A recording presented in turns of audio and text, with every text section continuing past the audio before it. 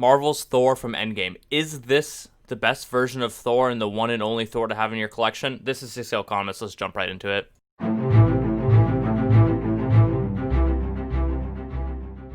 What is going to do a video? This is Economist. In today's video, we're taking a look at the Hot Toys Marvel Avengers Endgame Thor. As always, first we're going to talk bigger from a collection perspective, and then we're going to talk about it from an investment perspective.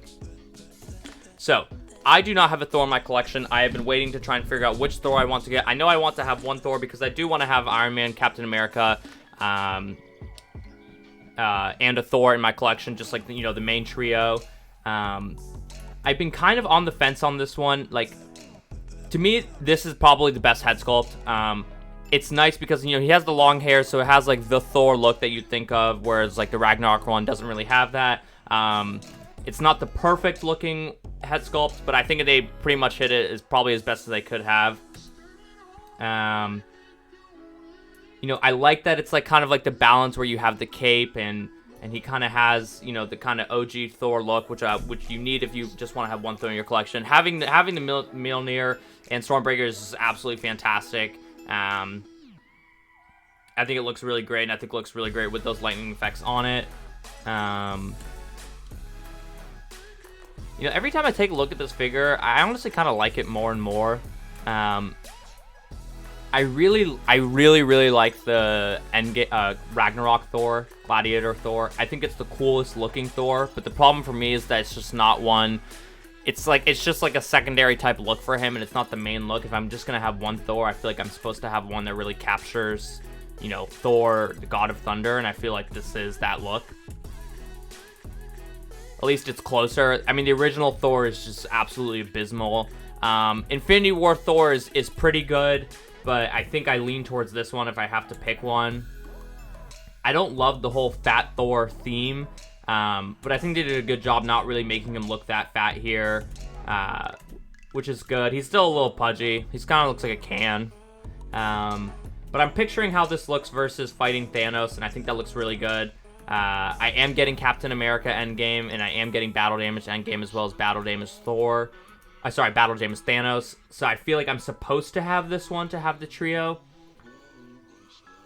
I'm leaning towards picking it up. I'm trying to stay, I'm trying to stay close to home on Marvel and not go too crazy again. I'm trying to keep it pretty light, pretty thin. I don't want to buy one and then realize that I don't really need it anymore and end up selling it. I'm probably going to wait and make a game time decision on this one. You know, we still have a couple of months. I want to see, like, having Thanos and having Captain America and having Battle Damage Iron Man, if I really feel like I need to have Thor as well. Because talking about it from an investment perspective now, like, from an investment perspective, it's just not one that screams to me to do anything too crazy. Like, Thor's in general, like, it's basically just Gladiator Thor, which has come down substantially in the secondary market, which is good, but also concerning for this one from an investment perspective. And, like, Infinity War Thor has just sat. It still hasn't gone to free shipping, which is good. It's supportive. That's a good sign that Sideshow is probably doing a pretty decent job selling them. They feel like they don't need to really push it out like some other figures like First Order Stormtroopers or Iron Man Mark 50. But it's just not one that I don't think is going to do anything crazy. So I really have to love it from an investment perspective to warrant picking it up, because I don't want to buy it and then decide that I don't want it anymore and sell it at a loss. But it is a good Thor, and, like, I guess you could probably make the argument it probably is the pinnacle version of Thor, and if you have one Thor in your collection, this is probably the best one to have. But these are just my thoughts. Let me know in the comment section down below. Do you guys agree? Do you guys disagree? Do you guys now have a Thor in your collection? If you do, are you selling it in anticipation of this one? Is this the only Thor that you want to have in your collection? Let me know in the comment section down below. As always, this is 6Scale Economist. Buy the dip, sell the rip. This is the way. We'll see you in the next video.